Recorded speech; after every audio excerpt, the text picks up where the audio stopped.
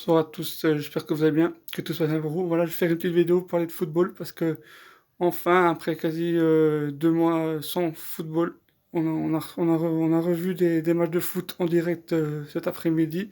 La D1 allemande a repris ses droits à huis clos.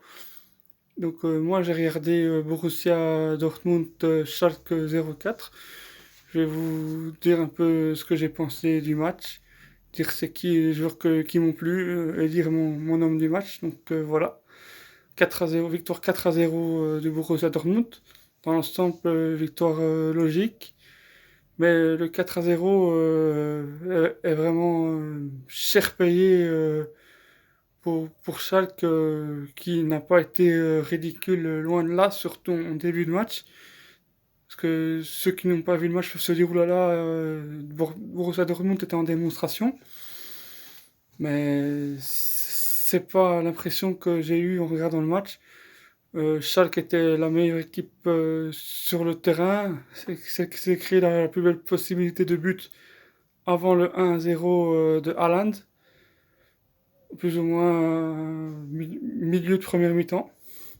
Ensuite, juste avant la mi-temps, Guerrero fait 2-0. Et quelques minutes après, après le début de la deuxième mi-temps, Torgan Hazard fait 3-0.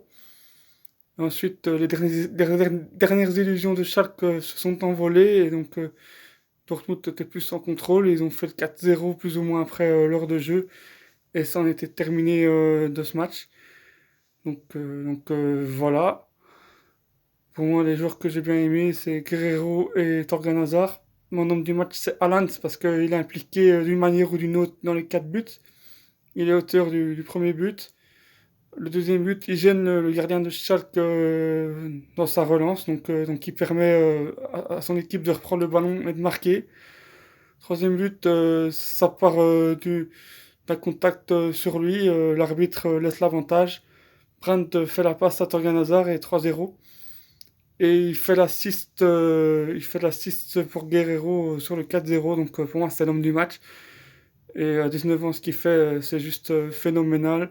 S'il continue comme ça, les grands clubs vont. Dortmund, c'est déjà un grand club, mais je veux dire, les clubs encore au-dessus de Dortmund actuellement doivent se l'arracher parce que c'est vraiment un des meilleurs attaquants du monde déjà. Et il a tout pour devenir le meilleur. Voilà, après, je vais vous donner un peu mon avis. Est-ce qu'on devait jouer ou pas?